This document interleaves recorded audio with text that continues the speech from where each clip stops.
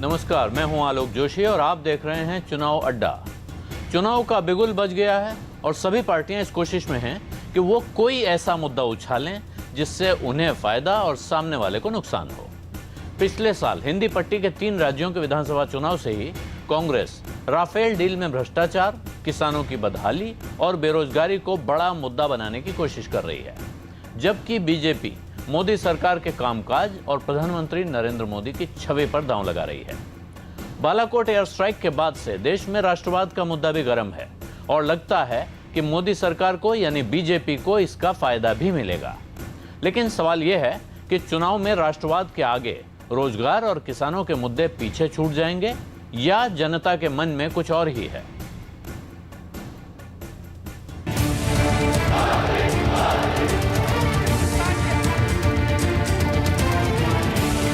लोकसभा चुनाव की बिसात पर राजनीतिक पार्टियां मुद्दे लेकर घमासान के लिए तैयार हैं।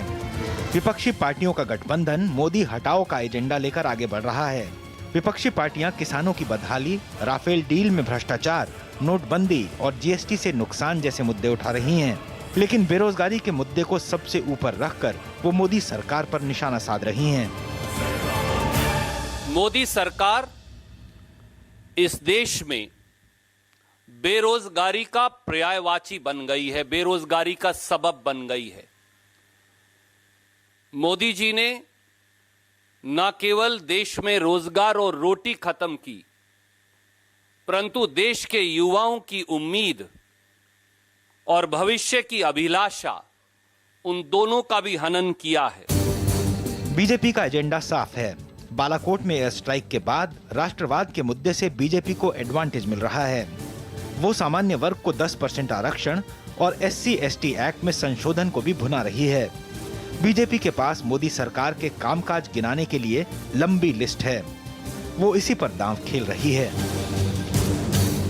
तो परिश्रम, परफॉर्मेंस और प्रोग्रेस जो है वो आज नरेंद्र मोदी जी का घर घर में, गांव गांव में, गली गली में सर चढ़ करके बोल रहा है। इसलिए जो लोग इस सपने को लेकर बैठे हैं कि साहब हमें कुछ करना है, मोदी जी को नहीं बनना है, क्योंकि डरे हुए लोग हैं ये। ताजा सर्वे में बेरोजगारी और आतंकवाद जैसे मुद्दे उभर कर आ रहे हैं। एक्सेस माई इंडिया के सर्वे में 36% लोग मानते हैं कि बेरोजगारी सबसे बड़ा मुद्दा होगा, जबकि 23% लोग आतंकवाद को बड़ा मुद्दा मानते हैं। लेकिन इसके बावजूद प्रधानमंत्री पद के लिए पहली पसंद नरेंद्र मोदी ही हैं। वहीं 48% लोग मोदी सरकार के कामकाज से संतुष्ट हैं। कहानी में ट्विस्ट यहीं पर है। मोदी जी लोगों के बीच लोकप्रिय हैं। उनकी सरकार के कामकाज से खुश लोगों का नंबर असंतुष्टों से ज्यादा है। अगर ऐसा है तो फिर क्या वोट डालते वक्त मुद्दों पर दूसरी बातें हावी हो जाती हैं? बेरोजगारी मुद्दा है तो क्या विपक्ष इसे असरदार तरीके से नैरेटिव बनाने में कामयाब हुआ है, या राष्ट्रवाद की भावना के ज्वार में दूसरे मुद्दे बह जाएंगे? और रोज की तरह दर्शकों से भी हम सवाल पूछ रहे हैं और आपसे आज का हमारा सवाल है कि क्या चुनाव में रोजगार सबसे बड़ा मुद्दा बनेगा? आप हमारे ट्विटर हैंडल @CNBC_आवाज पर जाकर अपनी राय दर्ज कराएं और क्या राय आती है ये हम कार्यक्रम खत्म होने तक आपको बताएंगे। आज के हमारे मेहमान हैं कांग्रेस पार्टी के प्रवक्ता आदिल सिंह बोपराई, भारतीय जनता पार्टी के प्रवक्ता सैयद जफर इस्लाम, वरिष्ठ पत्रकार TCA श्रीनिवास राघवन, वरिष्ठ पत्रकार हर्षवर्धन त्रिपाठी, CSDS के यानी centre for the study of developing societies के प्रोफेसर अभय दुबे, और हमारे साथ होंगे न्यूज़ 18 इंडिया के सीनियर एडिटर प्रतीक त्रिवेदी, जिन्हें आप भैया जी के नाम से जानते हैं और वो इस वक्त उत्तर प्रदेश के कई शहरों का दौरा कर रहे हैं। आज वो प्रयागराज से हमारे साथ जुड़ेंगे। मैं शुरुआत करना चाहता हूं सैयद जफर इस्लाम साहब आपसे ही। क्या मुद्दा होगा इस चुनाव में? क्या रोजगार बड़ा मुद्दा बनेगा? मोदी जी की लोकप्रियता दूसरे मुद्दों पर हावी रहेगी या राष्ट्रवाद का मसला बाकी सारे मुद्दों को पीछे छोड़ देगा? देखिए आलोक जी, जो मुद्दा कांग्रेस बनाना चाह रही है रोजगार का, वो मुद्दा ही नहीं है। वो एक जो CMAI की रिपोर्ट लेके लोगों को तक पहुंचना चाहती है, वो रिपोर्ट को उनको मैं थोड़ी सी गुजारिश करूंगा कि उनको CIA की रिपोर्ट भी देखनी चाहिए, उनको मैकेंजी की रिपोर्ट भी देखनी चाहिए, उनको ग्राउंड रियलिटीज़ भी जाननी चाहिए। तो ये मुद्दा ही नहीं है जो मुद्दा बनाने की कोशिश करे, इसलिए कि जो गरीब गांव में रहता है उसको जो बेनिफिट मिला वो बिल्कुल जानता है। जो मार्जिनलाइज सोसाइटी में जो लोग थे सेक्शन ऑफ द सोसाइटी, उनको जो बेनिफिट मिला वो जानते हैं, जो जवानों के लिए, नौजवानों के लिए, महिलाओं के लिए सामने क्या सबको पता है। इसलिए मुझे लगता है कि जो हमारी शुरू से कोशिश रही है, सबका साथ सबका विकास, और विकास जो एक मुद्दा रहा है वही मुद्दा रहेगा। लेकिन इस बात में हकीकत है जो आपने पूछा कि जो नेशनल सिक्योरिटी, राष्ट्र सुरक्षा, आज वो देश की जनता बिल्कुल महसूस करना चाहती है कि हम एक सुरक्षित हाथों में हैं।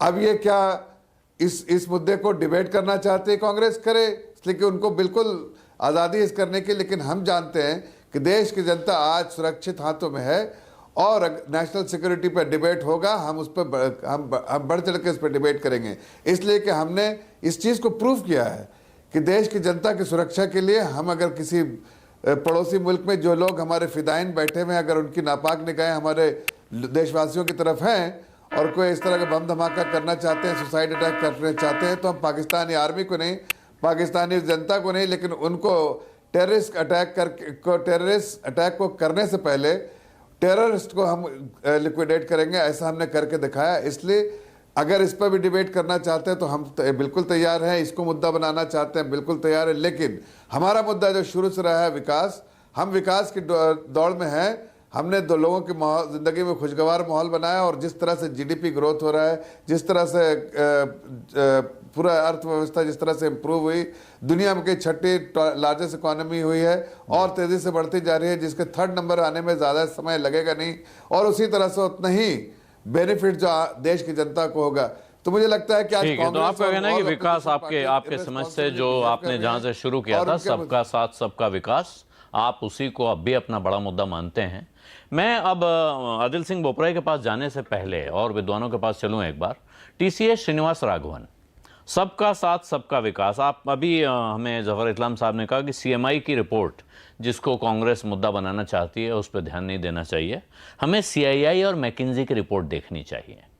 प्रश्न ये है कि अगर विकास के मोर्चे पर देखा जाए, ग्रोथ के मोर्चे पर देखा जाए, एम्प्लॉयमेंट के मोर्चे पर देखा जाए, तो क्या वहाँ भारतीय जनता पार्टी, जैसे इस्लाम साहब कह रहे हैं, वो उसी तरह से सामने वालों को टक्कर देने की स्थिति में है अगर वास्तव में इन मोर्चों पे चर्चा होगी, या ये आंकड़े कुछ चिंता का विषय हैं?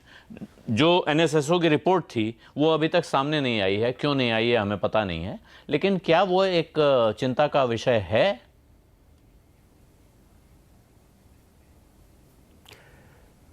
आलोक, ये चिंता का विषय सिर्फ बीजेपी के लिए या कांग्रेस के लिए या किसी पॉलिटिकल पार्टी के लिए नहीं है। फर्स्ट ऑफ ऑल ये पूरे कंट्री के लिए है। बट एक और चीज़ ध्यान में रखनी पड़ेगी, मैं आप ही के चैनल पे ये कई बार कह चुका हूँ कि 21वीं सदी में ये 19वां साल है, इसमें जो जॉब्स का जो रोल है वो चेंज हो गया है, और हमें अब फोकस करना पड़ेगा इनकम पे। आपकी इनकम जो है हर महीने किसी पक्के जॉब से आती है, या आपकी इनकम जो है किसी अस्थाई एम्प्लॉयमेंट या कॉन्ट्रैक्चुअल नेचर से आती है, और वो कितनी आती है। जब तक लोगों की जेब में पैसा आता रहे, कोई ये बात ज़रूरी नहीं है कि वो हर महीने 1 तारीख को किसी सरकारी या प्राइवेट सेक्टर के जॉब से आए। तो जो लोगों के मन में जो अनएम्प्लॉयमेंट की जो प्रॉब्लम होती है वो इनकम से जुड़ी होती है, पर से एम्प्लॉयमेंट से नहीं होती है। That is one thing. दूसरी चीज़ ये है कि ये लोग किस तरह से चुनाव लड़ेंगे। ये तो कम्प्लीटली इशूलेस इलेक्शन हो गया है। ये करीब 1.5 साल पहले मैंने लिखा भी था कि इस इलेक्शन में कोई ऐसी चीज़ आ नहीं रही है जिससे लोगों में कुछ उत्साह आए या कोई उत्तेजना आए। जो कांग्रेस पार्टी ने कहना है वो कहते जा रहे हैं, जो बीजेपी ने कहना है वो कहते जा रहे हैं, पर लोगों के कान में कोई चीज़ पड़ नहीं रही है। They are bored. This is my opinion. तो मुझे लगता है कि अल्टीमेटली जिस दिन इलेक्शन होगा, लोग किस कैंडिडेट को देख के ही वो वोट करेंगे, ज़्यादातर पार्टी या प्रोग्राम को देख के नहीं करेंगे। बात रही मोदी जी की, अब जहाँ भी जाओ लोग कहते हैं कि ऑल्टरनेटिव क्या है, उनके सामने जो ऑल्टरनेटिव है ही नहीं। तो ये टीना फैक्टर की वजह से बीजेपी को शायद कुछ एडवांटेज मिलेगा, कितना मिलेगा वी डोंट नो। आपने कहा कि लोग किस तरह से इसको ले रहे हैं और इशू लेस इलेक्शन एक तरह से आपने कहा। अब जो ज़मीन पर लोग घूम रहे हैं, हम वैसे अभी लोगों की राय भी सुनाते हैं, लेकिन हमारे साथ जो मेरे पुराने मित्र और भैया जी प्रतीक त्रिवेदी हैं, वो घूम रहे हैं, उत्तर प्रदेश के गांव शहरों का जायजा ले रहे हैं। प्रतीक, क्या है, कोई मुद्दा है? मुद्दा बिल्कुल नहीं है, सिर्फ मोदी जी का चेहरा है, विपक्ष में कोई चेहरा नहीं है, या रोजगार, किसान, ये चिंताएं कहीं सामने दिख रही हैं जब आप लोगों से बात कर रहे हैं? नहीं आलोक जी, शुक्रिया। मुद्दा है, मुद्दा कैसे नहीं है। जिसके घर में रोज इस बात को लेकर चिंता है कि उसकी पेंशन सिर्फ 826 रुपए आएगी। अभी शो खत्म किया 2 मिनट पहले, मतलब 7 बजे खत्म किया। मेरे सामने महिला खड़ी हुई थी, कह रही थी 826 रुपए पेंशन आती है और पिछले 20 सालों से वही पेंशन है। 2 डीए अगर मिल जाएं, लड़ाई देखिए कहाँ पे है। सड़क पे जो आदमी खड़ा है फुटपाथ तो कह रहा है 2 डीए अगर मिल जाते तो कुछ थोड़ा बेहतर होगा। हमने कहा आपके हस्बैंड, बोले उन्हें तो पेंशन मिलती ही नहीं, वो तो कोऑपरेटिव बैंक में काम करते थे। हमने कहा बच्चे, हालांकि ये सवाल जायज नहीं है, क्यों बच्चे पूछे, आपको तो हस्बैंड और वाइफ के बारे में पूछना चाहिए। बोले वैसे आपने पूछ लिया तो मैं बता देती हूँ। मिसेस निगम बोली, कानपुर में मैं मौजूद हूँ। बोले वो उन तीनों बेटियों की शादी हो गई, अब उन्हीं के सहारे से घर चलता है। सामने टीचर्स खड़े हुए थे, चाहे वो अपनी बीटीसी शिक्षा को लेकर हो और चाहे इधर हमारे सेवा मित्र वाले, शिक्षा मित्र वाले हों, उनका मुद्दा हो। तो ग्राउंड रियलिटी में अब ये सवाल जरूर आप मुझसे पूछ सकते हैं कि पोस्ट पुलवामा और प्री पुलवामा में क्या फर्क आया है। तो पोस्ट पुलवामा में थोड़ा सा कहीं वो जो मुद्दे हैं वो कहीं दब गए हैं, ये सवाल सबके मन में बहुत आ रहा है। नहीं सर, ऐसा नहीं है। जैसे ही थोड़ी सी बात आप ध्यान से सुनते हैं तो वो सारे मुद्दे जमीन से निकल के सामने खड़े हो जाते हैं। और वो चाहे रोजी का हो, चाहे रोजगार का हो, चाहे रोटी का हो, चाहे 2004 से बंद पेंशन का हो, यह भी एक बड़ा मुद्दा है। 2004 से बंद पेंशन का हो, सुरक्षा को लेकर हो, स्वास्थ्य को लेकर हो, सारे के सारे मुद्दे मौजूद हैं। अलबत्ता ये जरूर बात है, मैं बहुत शॉर्ट कर रहा हूं, कि अगर ये पुलवामा का जो दुखद घटना है वो ना होती तो ये मुद्दे ये वाले ज्यादा हावी होते, या पोस्ट पुलवामा में क्या ये मुद्दे हल्के हो गए हैं। ये बात सच है कि जब आप बात करते हैं तो कहीं ना कहीं देश की बात आती है, और देश के बारे में एक वर्ग ये जरूर कहता है ये देश आगे है, ये मुद्दे पीछे हैं। लेकिन फिर टकराहट है, और यहाँ उत्तर प्रदेश में तो महागठबंधन और बीजेपी का है सीधे सीधे। तो ये सारी चीजें हैं, मुद्दा है, नोबडी कैन डिनाई, मुद्दे हैं, लोग परेशान हैं। जब आप B class C class cities में जाते हैं, टूंडला जैसे शहर में मौजूद होते हैं, कानपुर जैसे महानगर में, अभी मैं लौटूंगा आपसे, मुझे और ब्यौरे में समझना है, इस पे और ब्यौरा लेना पड़ेगा, थोड़े और सवाल पूछने पड़ेंगे। मैं वापस आता हूं आपके पास, क्योंकि ओपनिंग कमेंट का समय काफी निकल गया। इसलिए हर्षवर्धन, जो प्रतीक त्रिवेदी चित्र दिखा रहे हैं और जो जफर इस्लाम चित्र दिखा रहे हैं, उन दोनों के बीच की कोई तस्वीर है, या इन दोनों में से कोई एक तस्वीर सही है? आलोक जी, ये विषय आपने जो चुना है, और मैं इसके पहले जब यहाँ चला तो मैंने राहुल गांधी को सुनना ज़रूरी समझा, क्योंकि नरेंद्र मोदी क्या कर रहे हैं और किस तरह से वो रोजगार के मुद्दे को टैकल कर रहे हैं वो बहुत साफ है। वो कह रहे हैं कि हम मुद्रा में लोन दे रहे हैं, हम स्किल इंडिया कर रहे हैं, हम उनको थोड़ा सा स्किल सेट बढ़ा रहे हैं, हम कोशिश कर रहे हैं कि वो कुछ भी अपने आसपास करें, जिसको मजाक में कई इकोनॉमिस्ट पकौड़ा इकोनॉमिक्स भी कहने लगे।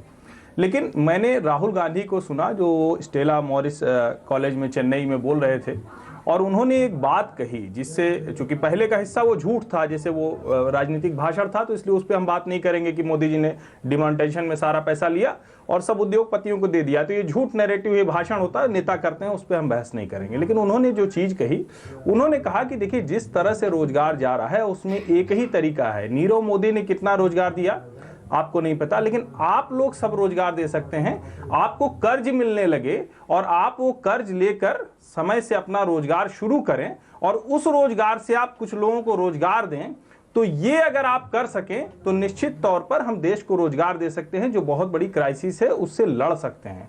मैंने जब इसको सुना तो मुझे लगा कि जो हम लोग जिस नैरेटिव में बात कर रहे हैं और जिस तरह से जब मैं कांग्रेस के प्रवक्ताओं को सुनता हूं या जो भी विपक्ष में बात करते हैं, तो वो कभी भी इस तरह की बात नहीं करते। और मुझे अच्छा लगा कि राहुल सोल्यूशन के साथ आए, लेकिन इसके जवाब में मुझे वो आंकड़ा याद आता है कि जब नरेंद्र मोदी कहते हैं कि 8.5 करोड़ मुद्रा लोन दिया, तो तुरंत जो राजनीतिक नैरेटिव होता है वो कहता है कि ये तो सब बेकार चला गया, 50,000 लाख रुपए का लोन, कोई लोन होता है, 50,000 के नीचे के कर्ज दिए गए। अब सवाल ये है, जो राघवन साहब ने कहा, मैं उसी को आगे ले जाता हूं कि आपके पास किन किन जरियों से पैसे आ रहे हैं। रोजगार सबसे बड़ा मुद्दा है, मैं ये मानता हूं कि राष्ट्रीय सुरक्षा है, लेकिन रोजगार सबसे बड़ा मुद्दा है। क्या उस मुद्दे को हम सिर्फ इस तरह से देख रहे हैं कि हर सरकार जो आएगी 5 साल के बाद वो रोजगार नहीं दे पाई, यही नैरेटिव है, या जो नए सिनेरियो में रोजगार देने की कोशिश है, जिसको नरेंद्र मोदी भी कह रहे हैं और जिसको राहुल गांधी ने भी आज कहा, क्या उस तरफ हम कुछ आगे बढ़े हैं? अगर इस पे कुछ स्पष्टता आएगी तो शायद ये चुनावी मुद्दे को और ज्यादा आगे ले जाएगा और हम बात करेंगे तो और ठीक से समझ में आएगा। ठीक है। आदिल सिंह बोपराई, जो हर्षवर्धन ने अभी कहा, और ये बात अगर हम देखें, राहुल गांधी वही कह रहे हैं जो नरेंद्र मोदी कह रहे हैं। वो उसको मुद्रा योजना का नाम दे रहे हैं, आप कह रहे हैं कर्ज मिल जाए। तो फिर फर्क क्या है? कांग्रेस ऐसा क्या डिफरेंट करने जा रही है जो नरेंद्र मोदी ने नहीं किया है?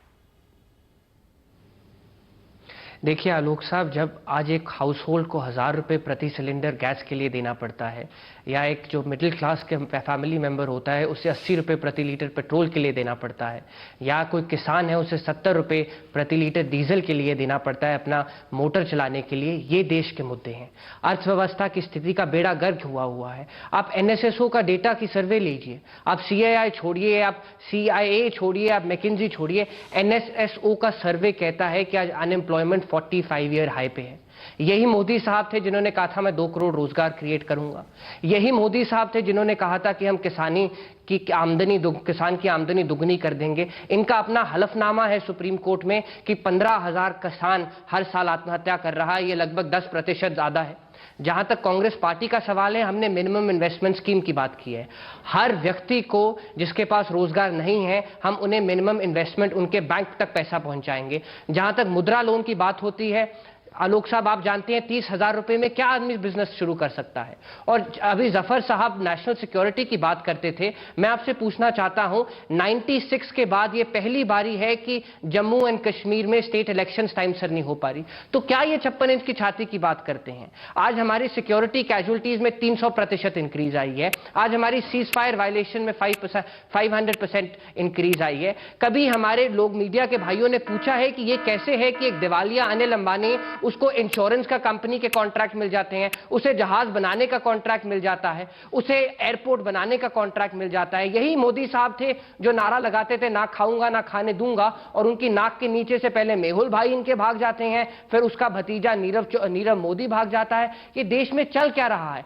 भाजपा की सरकार नैरेटिव को डाइवर्ट करने की कोशिश कर रही है। मोदी साहब ने 2002 से किया है। जब 2002 में इन्होंने चीफ मिनिस्टर की इलेक्शन लड़नी थी तब दंगे हुए थे, 2014 में मुजफ्फरनगर राइट्स हुए थे, और अब ये नेशनल सिक्योरिटी के मुद्दे पे डाइवर्ट कर रहे हैं। और नेशनल सिक्योरिटी के मुद्दे पे मैं बचाना चाहता हूं, ये फ्लॉप हुए हैं, ये हर प्रकार से फ्लॉप हुए हैं। ढोकलम में इन्होंने भारत सरकार का नेशनल इंटरेस्ट सैक्रिफाइस किया, और इन्होंने विज़-विज़ पाकिस्तान नेशनल सिक्योरिटी। काफी समय हो गया, मैं वापस आऊंगा और बात करेंगे, इस पे दोबारा बात होगी। इन्होंने नोटबंदी से, GST से देश का बेड़ा गर्क कर दिया। यह आपका पहला और आखिरी चांस नहीं है। अभय दुबे जी, देखिए, मैं मुद्दे की बात कर रहा हूं। हम समझना ये चाह रहे हैं कि इस चुनाव में मुद्दा कौन सा हावी रहेगा, और TCI ने शुरू में कहा कि ये इशूलेस चुनाव है, और अभी हमने जब पूरा घूम फिर के बेरोजगारी पे बात करके, महंगाई पे बात करके हम जब कांग्रेस तक पहुंचे हैं, तो फिर आदिल सिंह बोपराई ने अपनी बातचीत का ज़्यादा लंबा समय किस चीज़ पे लिया? मेरा प्रश्न ये है कि क्या रोजगार, किसान, महंगाई मुद्दे नहीं हैं? इसके लिए क्या भारतीय जनता पार्टी अकेली जिम्मेदार है? नहीं, भारतीय जनता पार्टी तो अपनी तरफ से पूरी कोशिश कर रही है कि इन सब मुद्दों के ऊपर राष्ट्रीय सुरक्षा का मुद्दा हावी हो जाए। आप प्रधानमंत्री के भाषण सुन लीजिए। प्रधानमंत्री अपने भाषण की शुरुआत रोजगार की समस्या को लेकर नहीं करते हैं। प्रधानमंत्री अपने भाषण की शुरुआत किसानों की समस्या को लेकर नहीं करते हैं। वे अपने भाषण की शुरुआत महंगाई की समस्या को लेकर नहीं करते हैं। वे अपने भाषण की शुरुआत राष्ट्रीय सुरक्षा के प्रश्न को लेकर करते हैं। पुलवामा के पहले वो ऐसा नहीं करते थे क्योंकि तब तक उनके हाथ में ये मुद्दा नहीं लगा था। अब इस मुद्दे का इस्तेमाल वो एक अलग तरह की राजनीतिक इंजीनियरिंग के लिए कर रहे हैं, जिसको समझने की ज़रूरत है। और वो राजनीतिक इंजीनियरिंग ये है, वो ये चाहते हैं कि जो एंटी इनकम्बेंसी उनकी सरकार के खिलाफ है, वो राष्ट्रीय सुरक्षा के प्रश्न पर विपक्ष के ऊपर शिफ्ट हो जाए। आप देखिए, इसीलिए भारतीय जनता पार्टी के तमाम प्रवक्ता टीवी पे बैठकर शेरो शायरी कर रहे हैं और गाना गा रहे हैं कि सावधान रहिए छिपे हुए गद्दारों से। ये छिपे हुए गद्दार कौन है? सीधे सीधा उनका इशारा सरकार के आलोचकों की तरफ है और जो मोदी सरकार का विपक्ष है उसकी तरफ है, उसको वो लोग गद्दार बता रहे हैं। तो वो ये अपने आप में ये अपने आप में एक अनूठी पॉलिटिकल इंजीनियरिंग है, जिसके अंदर जो सरकार 5 साल सत्ता में रही है वो अपने खिलाफ जो एंटी इनकम्बेंसी है उस एंटी इनकम्बेंसी को विपक्ष के मत्थे मढ़ देना चाहती है ताकि जनता विपक्ष से नाराज होकर उसके खिलाफ वोट कर दे और सरकार उसमें फिर से पूर्ण मोहब्बत निकाल दे। अब देखिए, पुलवामा के बाद केवल मेरे ख्याल से 1 या 2 सर्वेक्षण सामने आए हैं और वो सर्वेक्षण ये दिखाते हैं कि मोदी जी की निजी लोकप्रियता चाहे कितनी भी बढ़ गई हो, जो निश्चित रूप से बढ़ गई है, उसके बावजूद भी भाजपा बहुमत तक पहुंचने से पहले हाफी जा रही है। वो बहुमत तक नहीं पहुंच पा रही है भाजपा। तो ये एक बुनियादी संकट है जिसका ये सरकार सामना कर रही है और उसको वो राष्ट्रीय सुरक्षा के मुद्दे को दूसरे मुद्दों पे हावी करा के निपटना चाहती है। ठीक है, आप कह रहे हैं कि ये डिलिबरेट हो रहा है, लेकिन मेरा सवाल ये है कि ये मान लीजिए डिलिबरेट हो, अगर भारतीय जनता पार्टी को लगता है कि राष्ट्रीय सुरक्षा का मुद्दा सामने आने से उनको फायदा होता है, ये तो उनका डिजाइन है। टीसीएस श्रीनिवास राघवन, अगर ये भारतीय जनता पार्टी को फायदा पहुंचाता है डिजाइन, तो भारतीय जनता पार्टी इसको अपनाएगी, इसमें क्या शक है। लेकिन क्या सारे विपक्ष को भी इसी डिजाइन से चलना जरूरी है? उनके पास अपना डिजाइन नहीं होगा?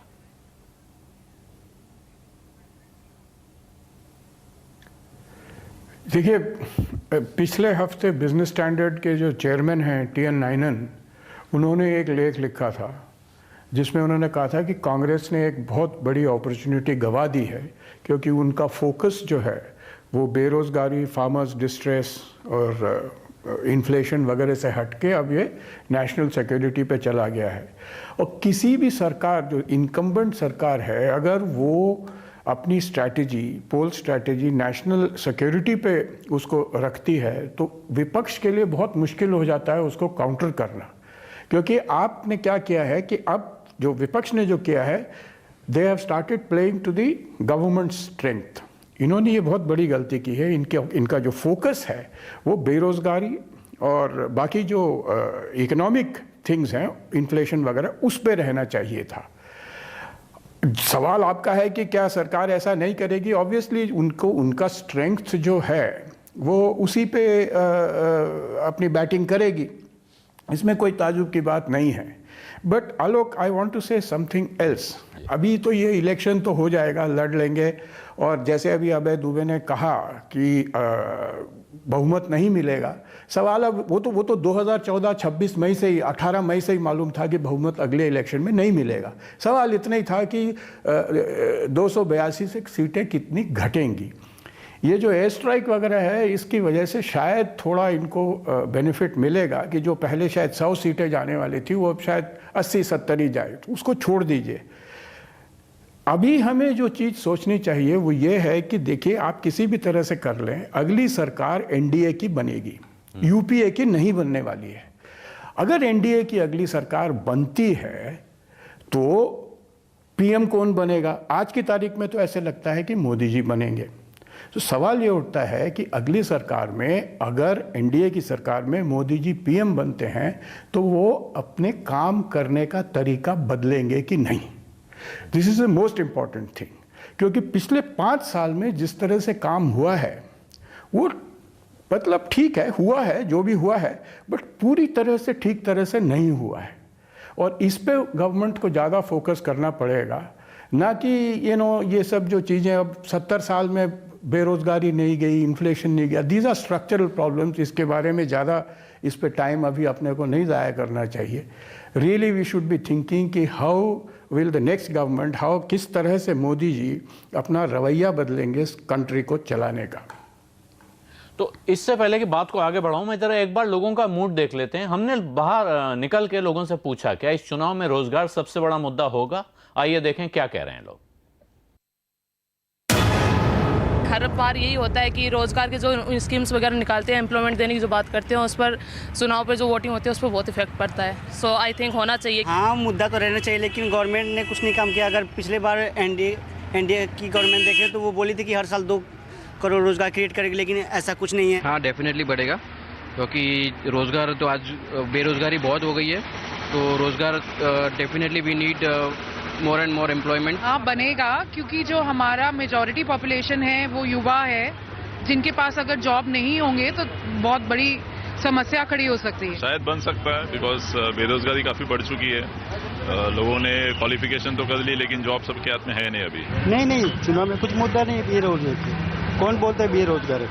रोजगार की तकें हर जगह पे खुली हुई है, कोई काम करना नहीं चाहते, उसके लिए क्या करेंगे? मेन मुद्दा होना चाहिए इस चुनाव के लिए, क्योंकि जो इकोनॉमिक डेवलपमेंट और जो भी डेवलपमेंट इस देश के लिए होना चाहिए, उसके लिए एम्प्लॉयमेंट और रोजगारी बहुत ही इंपॉर्टेंट चीज़ है।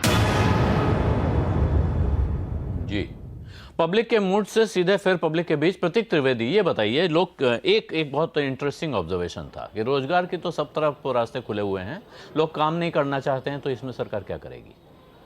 प्रश्न ये है, जितने मुद्दे हम कह रहे हैं, बेरोजगारी है, जो हमने एक अभी एक्सिस का सर्वे आया उसमें आया बेरोजगारी पहला मुद्दा है, आतंकवाद दूसरा मुद्दा है, उसके बाद किसानों की समस्या, फिर भ्रष्टाचार, फिर महंगाई, ये सीक्वेंस है।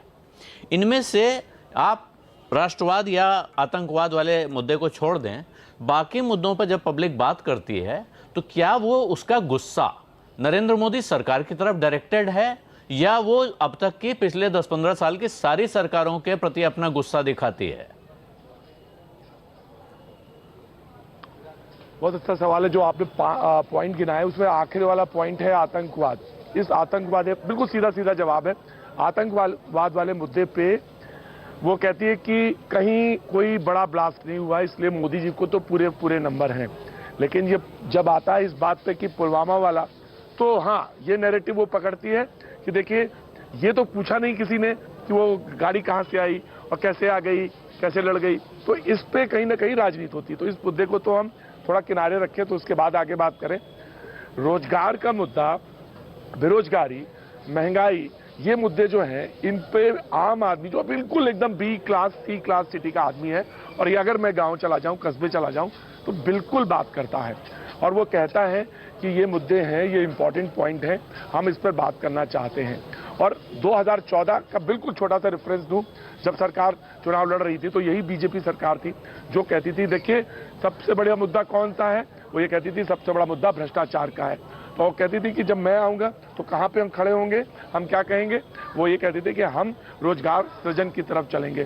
तो जब मैं पूछता हूँ कि भाई अब क्या हुआ, लोन के लिए तो बात करी, मुद्रा लोन पे तो बात आई, उस पे तो आपको सरकार ने कुछ करके दिखाया, तो बोले नहीं, हमको बैंकों के चक्कर भी लगाने पड़ते हैं और वहां पे भी मुझको मुश्किलात आती हैं।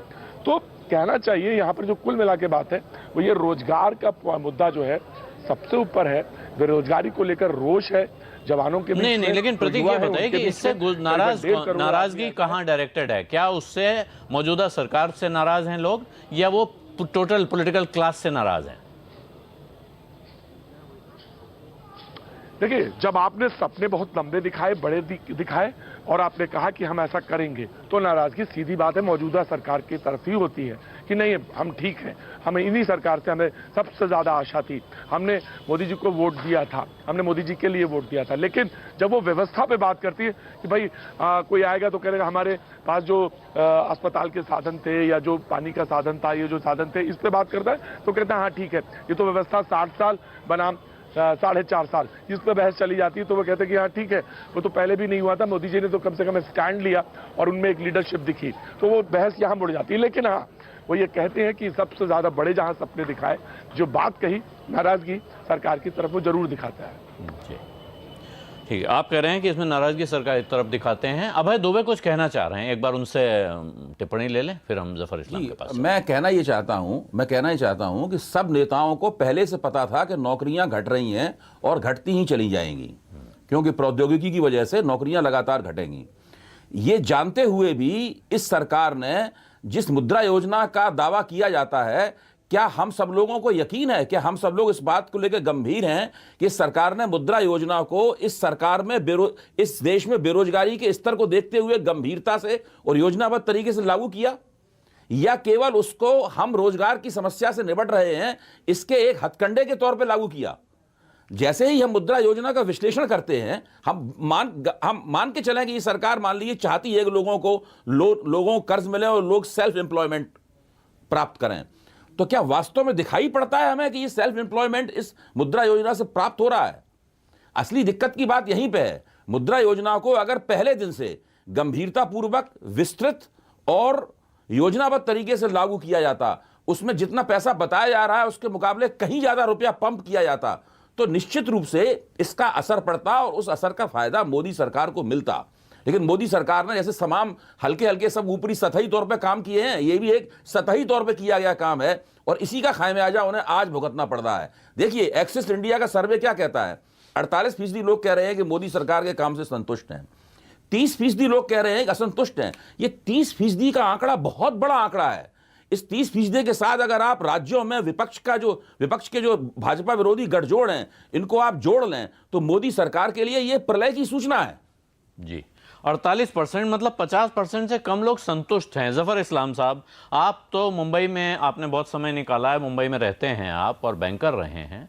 मुंबई शहर में कुछ समय से आया हूं, मैं यहाँ ऐसे बहुत सारे लोगों को देखता हूं जो कुछ नहीं करते हैं, लेकिन उनकी नियमित कमाई है और वो बहुत आराम से ज़िंदगी बिता रहे हैं। तो जो अभी राघवन साहब ने बात शुरू की जहाँ से कि इंसान के लिए जॉब नहीं ज़रूरी है, कमाई ज़रूरी है, कमाई का इंतज़ाम हो जाए तो उसको नौकरी नहीं रहे चलेगा। ये मॉडल हमें यहाँ मुंबई शहर में बहुत दिखता है। ऐसा मॉडल भारत के दूसरे शहरों में हो जाए, ये मुद्रा योजना इसको अगर मुमकिन बना दे तो भारत के बहुत से हिस्सों में बहुत से लोग खुश रहेंगे। लेकिन ये मुद्रा योजना का जितना आप लोग बात करते हैं, उसके कोई डॉक्यूमेंटेड एविडेंस क्यों नहीं सामने आ रहे हैं जब भी कोई आंकड़ा होता है? और बाकी आपने कहा CII के आंकड़े देख लीजिए, मैकेंजी की रिपोर्ट देख लीजिए, भारत सरकार का नेशनल सैंपल सर्वे ऑर्गेनाइजेशन है, उसकी रिपोर्ट आई, चर्चा में आई और उसके बाद गायब हो गई। उसको बाहर क्यों नहीं निकाला जा रहा है? अगर सब चीज सफल हो रही है, NSSO से कोई दूसरा डेटा निकाल के दे दीजिए। देखिए आलोक जी, जहां तक NSSO का डेटा है वो वैलिडेशन किया जा रहा है। जो डेटा आया है और सारे मेंबर्स जितने हैं इस कमेटी के एक बार वैलिडेट कर देंगे, वो डेटा भी पब्लिक डोमेन में आ जाएगा। दूसरी बात मैं आपको और उस दिशा में आपको जो वन ऑफ द मेंबर जो बहुत इंपॉर्टेंट मेंबर है, नीति आयोग के चीफ, उन्होंने इस दिशा में इंटरव्यू भी दिया है, शायद आपके चैनल पे भी बोला होगा, मेरे ख्याल से इस चीज़ की क्लैरिफिकेशन दी होगी। दूसरी तरफ मैं आपको बताना चाहता हूं कि देखिए, CII की रिपोर्ट भी बताती है कि जॉब मार्केट में 13.9% का इजाफा हुआ है और बहुत सारे आंकड़े प्रधानमंत्री ने आप ही के एक सिस्टर चैनल के इंटरव्यू में एक एक छोटी छोटी चीज़ें बताई थी कि कैसे चाहे वो ट्रांसपोर्ट सेक्टर हो, चाहे वो अलग अलग सेक्टर के बारे में कैसे जॉब क्रिएशन हुआ है। अगर इतनी सारी गाड़ियाँ कमर्शियल व्हीकल बिकी हैं तो जाहिर है एक कमर्शियल व्हीकल बिकती है तो उसमें सिर्फ अपने आप ही तो नहीं चलती है ना, जैसे कांग्रेस पार्टी बिना उसके चालक के नहीं चलती है, उनको चाहिए ड्राइवर के तौर पर राहुल गांधी, नहीं तो कांग्रेस पार्टी चलेगी नहीं। उस तरह एक बस और एक बड़ी कमर्शियल व्हीकल के लिए भी एक ड्राइवर, एक खलासी, एक चालक के कौन सी पार्टी चल रही है सर? आप कांग्रेस की तरफ क्यों इशारा कर रहे हैं? तो नहीं भाई, डेमोक्रेटिक प्रोसेस में सबके लिए बराबर का होता है, सब पैसेंजर होते हैं। यहाँ पर तो सिर्फ सब पैसेंजर नहीं है ना, यहाँ पर तो अलग टाइप के लोग हैं। तो आपका कहना है कि आपकी पार्टी बिना ड्राइवर की गाड़ी है? उसी तरह देश हमारे पार्टी में डेमोक्रेसी है, मतलब कोई एक आदमी कोई ये नहीं है कि वही आदमी ही सिर्फ चलाएगा।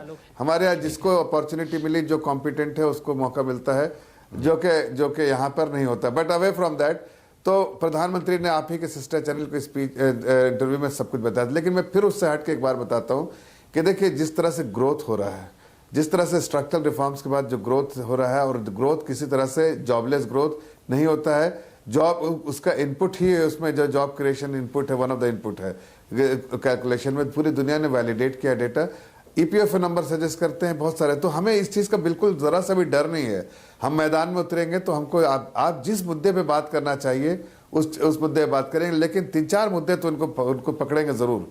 एक तो करप्शन में, देखिए इस सरकार के बारे में कम से कम लोग कहते हैं, पूरे देश की जनता, कि यहाँ का प्रधान सेवक सिर्फ देश की सेवा में जुटा हुआ है, इसको कोई करप्शन है। अब राहुल गांधी का आप देखिए, पूरा परिवार 1 लाख से आप कितने करोड़ बना लिए भाई, 300 करोड़ बना लिया। कहाँ से बना लिया? तो आपने देखा, अगर मैं पूरा स्ट्रक्चर सामने रखूं तो शर्म से पानी पानी हो जाएगा। देश शर्मसार होना पड़ेगा कांग्रेस पार्टी और उनके मुखियाओं को, इसलिए कि जिस तरह से उन्होंने अपने पद और कद और सरकार का इस्तेमाल किया है, ये एक्सपोज हो रहे हैं। और अभी हम एक्सपोज करें, कल आप देखिए, कल हम आपको प्रेस कॉन्फ्रेंस करके बताएंगे कि इन्होंने किस तरह से देश की जनता का लूटा है और कैसे करप्शन किया। ये इनको करप्शन मुद्दा बनेगा, मैं आपको बता रहा हूं, इसलिए कि इन लोगों ने करप्शन किया। लेकिन इस सब चीज के साथ साथ अगर नेशनल सिक्योरिटी से इन्होंने खिलवाड़ किया है, एक बार नहीं अनेक बार, चाहे राफेल को नहीं लेने में देर की कमीशन के चक्कर में, 10% कमीशन के चक्कर में, तो आज उसकी जरूरत महसूस करते हैं देश के आर्मी में, आर्म फोर्सेस महसूस करते हैं कि वो कमी रही है। और इन सब चीजों को हम देश के जनता के सामने लेकर आएंगे और इनका पर्दाफाश करेंगे। ये लोग जितने आपको लगते हैं, इन लोगों ने सोचा होगा, आलोक जी मैं एक छोटी सी बात कहता हूं, इन लोगों ने सोचा होगा कि हम आज इस 55 साल बैठे हैं, ये सरकार कभी हटेगी नहीं और हम जो भी गलत काम करेंगे वो कभी दिखेगा नहीं। देखिए इन लोगों ने ऐसे ऐसे करप्शन किए हैं आलोक जी कि अभी आप जब देश की जनता के सामने आएगा और हम लेकर आएंगे, हम आपको बोल रहे हैं, हर दिन आपको मौका मिलेगा इनके बारे में, इनका पर्दाफाश करने। ठीक है, आपने तो आपको जफर साहब जो आप कह रहे हैं वो कि आपने कुछ उदाहरण दिए, लेकिन हमें तो हम जो अपने आसपास देखते हैं, हमें तो पॉलिटिकल क्लास में लगभग सभी तरफ ऐसे ही लोग दिखते हैं जिनकी कमाई दिन दूनी रात चौगुनी बढ़ रही है। और ये उदाहरण आप कहीं भी किसी भी जगह देख सकते हैं। और ये बात भी जो आप कह रहे हैं कि कुर्सी पर बैठे इंसान को लगता है कि अब हम तो यहाँ रहेंगे, यहाँ से हटने वाले नहीं है।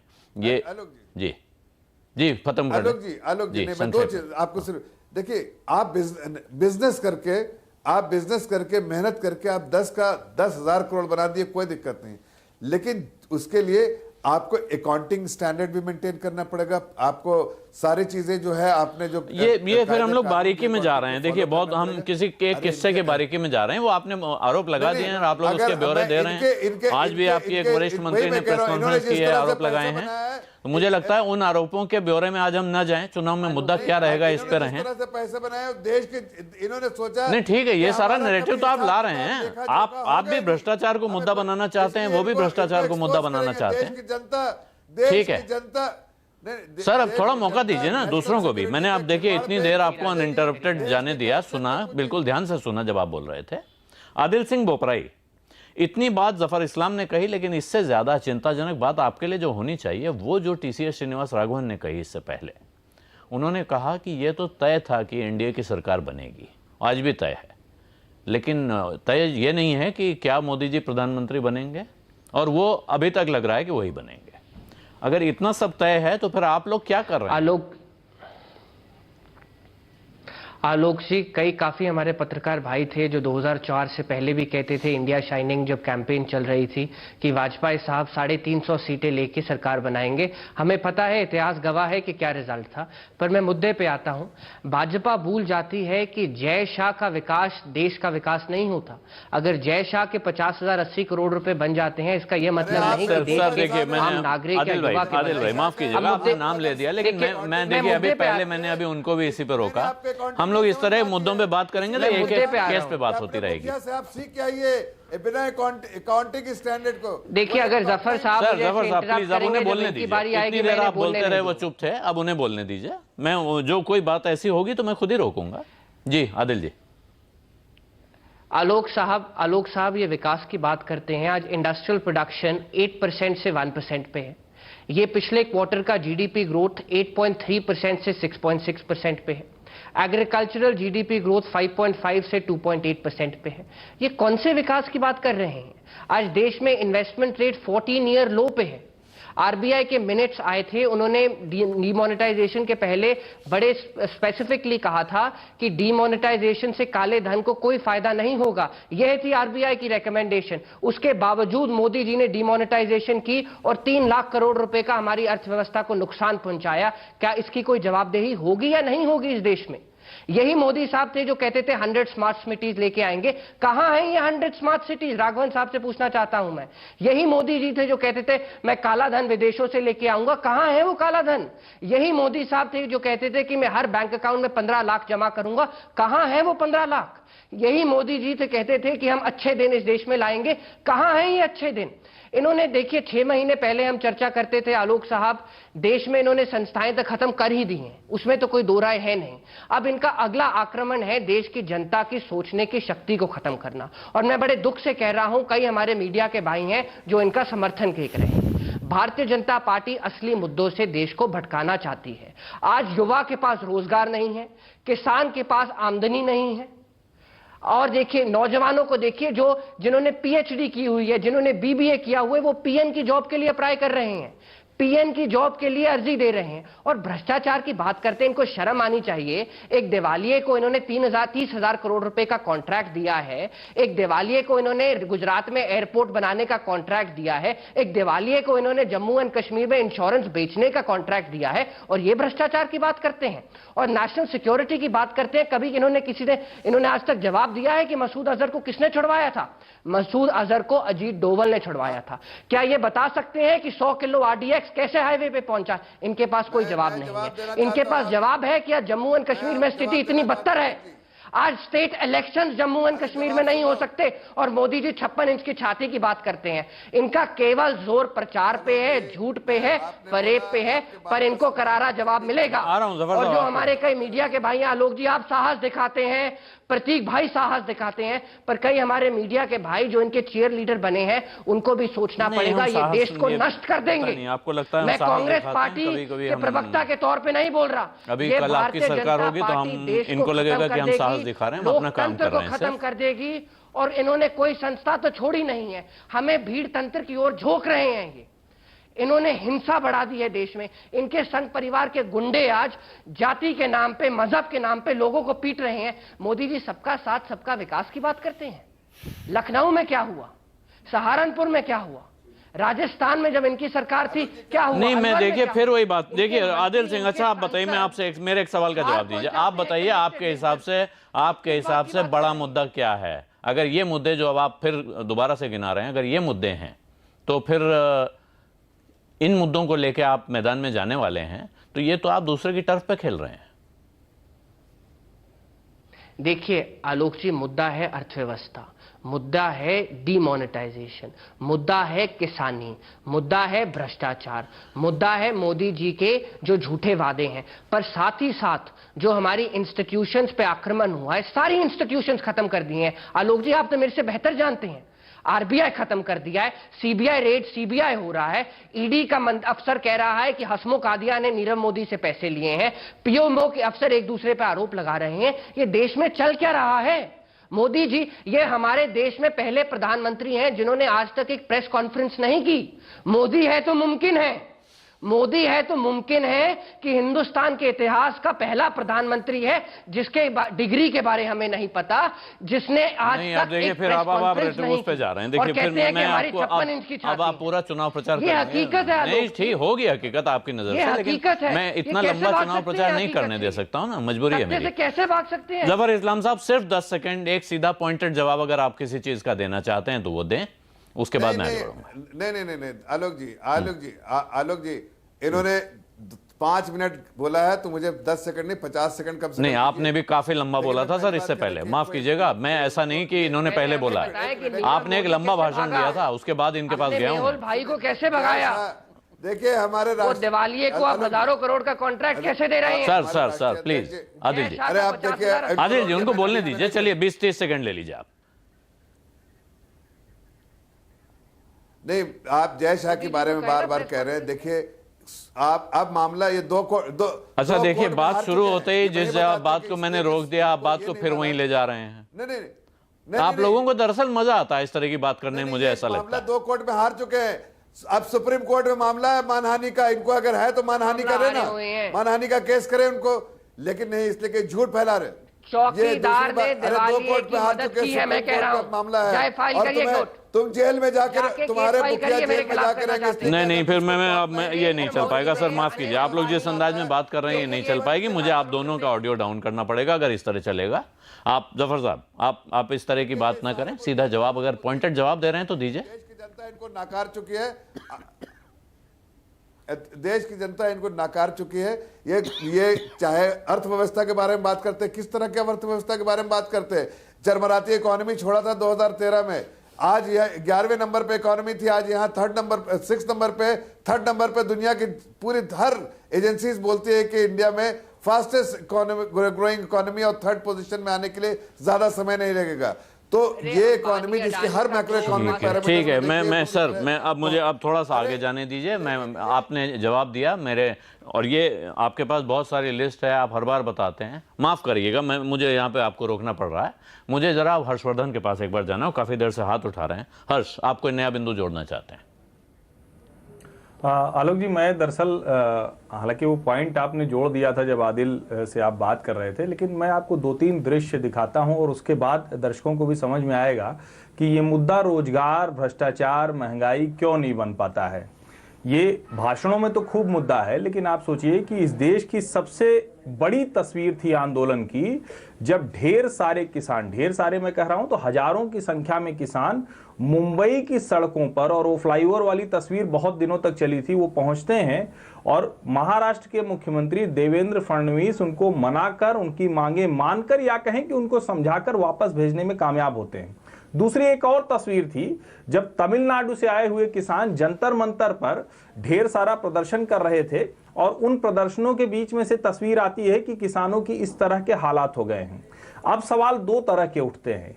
एक तो सवाल यह है कि रोजगार और किसान की मुश्किल, ये दोनों बड़ी समस्या है, उसके समाधान पर बात करने के लिए और उनकी मुश्किलों को समझने के लिए कांग्रेस या विपक्षी पार्टी जनता के बीच ज्यादा गई है, या फिर नरेंद्र मोदी सरकार के तौर पर और नेता के तौर पर ज्यादा गए हैं। अगर इन दोनों का हम तुलनात्मक अध्ययन कर लें तो एक चीज जैसे आप समझिए कि हम ये कहते हैं कि अच्छा ठीक है, जो भी कुछ है ठीक है, हम मान लेते हैं कि मुद्रा हो, एलपीजी हो, या जो भी स्कीम है सरकार की, वो कहते हैं कि हम उनके लाभार्थियों से बात कर रहे हैं। और कांग्रेस और पूरा विपक्ष, मैं पूरे विपक्ष के उस महागठबंधन को कह रहा हूं जो नहीं एक साथ आकर लड़ रहे हैं, लेकिन फिर भी पूरा विपक्ष, वो अपने अपने राज्यों में और देश में पूरे मानस को ये नहीं समझा पा रहे हैं कि रोजगार और किसानों की बदहाली के मुद्दे पर मोदी सरकार ने क्या नहीं कर दिया जो हम करने जा रहे हैं। शायद यही वजह है कि ये भी सिर्फ और सिर्फ रेटोरिक्स में बात कर रहे हैं, जो बेटर नैरेटिव्स हैं, जिस पे बात करनी चाहिए, जो सबकी मुश्किल है, जिसको टीसी राघवन साहब ने कहा कि ये देश की मुश्किल है। निश्चित तौर पर रोजगार नहीं होगा तो देश की मुश्किल होगी, लेकिन क्या कमाई के साधन लोगों को मिल रहे हैं? क्या जिस तरह के डेवलपमेंट हुए हैं, जिस तरह की सड़कें पहुंची हैं, और कम से कम मैं उत्तर प्रदेश का हूं तो वहां मैं देखता हूं कि लखनऊ से आगे कोई हाईवे ही नहीं था, और आज वहां हाईवे की लाइन लग रही है, आप देख रहे हैं, तो हर तरफ से निकलकर हाईवे जा रहे हैं। तो ये जो चीजें हैं, क्या विपक्ष उसको समझाने में कामयाब नहीं रहा? इसीलिए वो भी चाहता है कि फॉल्ट लाइन पर इशू लेस चुनाव हो, और इसी तरह से भाषण करके अगर हम कोई भी जीत पाए तो जीत पाए, नहीं तो कोई बात नहीं, अगली बार चुनाव लड़ेंगे, जो राघवन साहब ने कहा। जी अभय दुबे जी, ये अभी हर्षवर्धन ने जिक्र किया सड़कों का, विकास का। प्रश्न यह है कि क्या विकास कोई मुद्दा होता है सच में? अगर विकास मुद्दा होता है तो शीला दीक्षित, अशोक गहलोत कैसे चुनाव हार गए, और अखिलेश यादव ने भी जो काम किया उसकी सब तारीफ करते हैं, लेकिन चुनाव तो वो हार गए। और जो हमारी सबसे बड़ी विकट समस्या है खास तौर पर उत्तर भारत में, हिंदी हृदय प्रदेश की, वो है जाति और धर्म। जितने मुद्दे हम गिना रहे हैं, ये एक्सेस माई इंडिया के सर्वे में उसका जिक्र नहीं है। क्या जाति और धर्म इन सब मुद्दों के नीचे आता है? देखिए आलोक जी, आपने बहुत सही सवाल उठाया। मेरा ये हमेशा से मानना है कि मतदाता जो हैं वो विभिन्न जातिगत समुदायों में बटे हुए हैं, और उनकी निष्ठाएं कमोवेश जो हैं वो स्थापित हैं। उनकी जो पार्टी निष्ठाएं हैं वो कमोवेश राज्यों के स्तर पर स्थापित हैं। अब इन निष्ठाओं के बीच में एक फ्लोटिंग वोटर होता है, जिसकी संख्या उत्तरोत्तर, अगर आप चुनावी इतिहास में गौर करें तो पिछले 30-40 साल में घटती जा रही है, लेकिन फिर भी वो एक महत्वपूर्ण संख्या है। ऐसे 2 से लेकर 2.5% वोटर हैं जो कि फ्लोटिंग वोटर हैं, जो कि इधर से उधर जब होते हैं तो उससे चुनाव के नतीजे पे बहुत ज़बरदस्त असर पड़ता है। तो ये सारी की सारी जो बहस होती है, ये जो कि कौन भ्रष्ट है, किसने विकास किया है, किसने नहीं विकास किया है, किसने रोजगार दिया है, किसने नहीं रोजगार दिया है, ये 2 से 2.5% जो फ्लोटिंग और अनिश्चित मतदाता है, ये उसको अपनी तरफ खींचने के लिए बहस होती है। तो मुझे लगता ये है कि जो हम लोग टीवी में बहस करते हैं या नेता लोग जो भाषण देते हैं, ये इस मतदाताओं के इस हिस्से को, जो कि छोटा होने के बावजूद महत्वपूर्ण है और नतीजे पर असर डालेगा, उसको प्रभावित करने के लिए ये बहस कर रहे हैं। वरना राज्यों के स्तर पर मुझे तो लगता है कि मतदान की निष्ठाएं पहले से तय हो चुकी हैं, लाइनें खिंच चुकी हैं और लोग वहीं वोट देंगे जहां उनको वोट देना है। तो सारी गणित अगर तय है तो फिर जमीन पे फर्क क्या पड़ रहा है? प्रतीक, आप तो इस चुनाव में पहली बार नहीं निकले हैं, कई चुनावों में आप बाहर निकले हैं, आपको जमीन पे कोई फर्क दिख रहा है? और फिर मोदी जी की लोकप्रियता क्यों बरकरार है? अगर ये इतने सारे विषय हैं तो लोग इसके बावजूद मोदी जी से खुश क्यों हैं? हमने जो सर्वे अभी देखा उसमें 45 और 30%, टोटल 75% लोग हैं जिनका मानना है कि मोदी सरकार ने या तो उम्मीद के मुताबिक काम किया है या उम्मीद से बेहतर काम किया है। आप आलोक जी हमसे पूछ रहे हैं? हाँ प्रतीक, आपसे। जी आलोक जी, सबसे बड़ी बात यह है कि जब हम बात करते हैं, जो आखिरी वाला दूसरा सवाल का जो दूसरा हिस्सा है उससे बात करते हैं, तो विकल्प की बात आती है और विकल्प के तौर पे बहुत सामने प्रश्न खड़ा होता है कि मोदी जी के बअक्स कौन है, कौन सामने है। तो ये एक सवाल बहुत बड़ा है जिसको लगता है, और मुझे लगता है कि डिटर्मिनेशन का जहां तक सवाल है वो मोदी जी वहां पे थोड़ा सा 21 बैठते हैं, जो साफ गोई के साथ कहना चाहिए। और वो लोगों को लगता है कि ये बातें, लेकिन उसी के विपक्ष वाला लोग कहते हैं बोलते ज्यादा अच्छा है, करते कुछ नहीं है। लेकिन हाँ, ये बात सच है कि उनको लगता है कि एक डिटर्मिनेशन के तौर पे वो ज्यादा बेहतर बैठते हैं। अब सवाल ये है कि मुद्दा क्यों नहीं बन पा रहा है। उसका कारण ये है कि जो लोगों की एस्पिरेशंस हैं, जो तमाम तरह के लोग हैं जिनको लगता है कि उनके आकांक्षाएं पूरी नहीं हो रही हैं, वो बार बार आके टकरा जाती हैं और जातीय समीकरणों के आगे बिल्कुल आगे नहीं बढ़ पाती हैं और वो कहीं ना कहीं दम घोटती हैं। उन्हें लगता है कि होना सारी सुविधाएं चाहिए उनके आसपास, लेकिन जातियों में जब समीकरण के जो बटे हुए हैं उसमें कहीं ना कहीं दम घोट देती हैं और उन्हें उससे आगे वो बात नहीं बढ़ पाती है। जी, और टीसीए, ये जब कास्ट इक्वेशन की कहानी आ जाती है, आपने जो पहले बात कही और वो गंभीर चिंता का विषय आपने सही कहा, वो सिर्फ किसी एक पार्टी। अगर आप इजाजत जी दुबे जी, हाँ दुबे जी। आलोक जी, केवल 2 लाइन है जी। मैं एक छोटी सी बात ये कहना चाहता हूं कि नेताओं की जो निजी लोकप्रियता है, वोट उसके मुताबिक नहीं मिलते हैं। अटल बिहारी वाजपेयी की 2004 में 60% से ज्यादा उनकी रेटिंग थी और वोट उनको 30% से कम मिलते थे। मोदी जी को जो लगातार मोदी जी की लोकप्रियता जो लगातार बढ़ी है और पुलवामा के बाद और भी ज्यादा उनकी रेटिंग बढ़ी है, लेकिन वोट उसके मुताबिक उनको नहीं मिलते दिखाई पड़ रहे हैं। इसलिए जो नेता की लोकप्रियता है उसको सीधे वोट न समझे जाए। जी ठीक है, आप क्योंकि वो CSDS के साथ आप चुनाव विश्लेषण का काम भी करते हैं, इसलिए आपने एक कैविएट दिया, ये ठीक है। TCA, ये 2 सवाल हैं। एक जो अभी प्रतीक ने कहा कि अंत में कास्ट पे जाके मामला टिक जाता है, तो हमारे कास्ट इश्यूज, जबकि ये जो गंभीर चिंता है जो अक्रॉस पार्टी लाइन होनी चाहिए, हमें खुद भी, हम सबको एक समाज के तौर पे सोचना चाहिए। अभी पिछले दिनों में एक कॉन्फ्रेंस में था, वहाँ एक स्पीकर ने कहा कि अब जो नए लोग जॉब मार्केट में आ रहे हैं उन्हें 10 बार नौकरी से निकाले जाने के लिए नई स्किल सीखने के लिए तैयार होना चाहिए। अब वो ज़माने गए जब आप एक नौकरी शुरू करेंगे और 30 साल वहाँ नौकरी करके रिटायर होंगे। अगर आप हर 3 महीने 6 महीने पर नई ट्रेनिंग नहीं करेंगे तो आप बर्बाद हो जाएंगे। ऐसे माहौल में हम एक समाज के तौर पर वहाँ जाने के बजाय कास्ट पर वोट दे रहे हैं, तो हम किसका भला कर रहे हैं?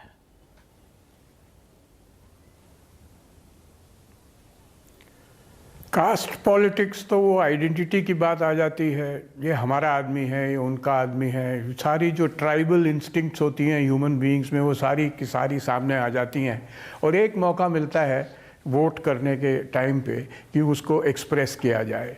तो अब इसके बारे में इंडिया में कास्ट इज़ अ रियलिटी। अब इसके बारे में अब कौन क्या कर सकता है? बहुत कोशिशें हुई हैं, सबने कोशिश की है इसको हटाने के लिए, पर जब इसी डेमोक्रेसी की एक प्रॉब्लम यह है कि वो डिवाइड करती है, वो यूनाइट नहीं करती है। क्योंकि अगर डिवाइड नहीं करेंगे तो आपको वोट नहीं मिलेंगे। तो सवाल सिर्फ यही रह जाता है कि आप किस बेसिस पे डिवाइड करेंगे, कि जो मोस्ट पावरफुल इमोटिव सेंटिमेंट है उसके बेसिस पे डिवाइड करेंगे। तो भारतीय जनता पार्टी ने क्या किया था पहले, अभी तक उन्होंने जो कोशिश थी उनकी कि ये जो कास्ट से फोकस हटा के रिलीजन पे चले जाएं और इस तरह से हिंदू वोट यूनाइट हो जाए। पर अब लग रहा है कि उन्होंने वो रिलीजियस जो प्लेटफॉर्म था उसको छोड़ दिया है और वो भी अब कास्ट पे ही उतर आए हैं, क्योंकि this is such a powerful force Indian politics में। मैं एक चीज़ और ऐड करना चाहता हूँ, because I think you are running out of time, कि जॉब्स एंड इनकम, ये इनकम जो है ना ये इकोनॉमिक कॉन्सेप्ट है और जॉब्स जो है वो पॉलिटिकल कॉन्सेप्ट है।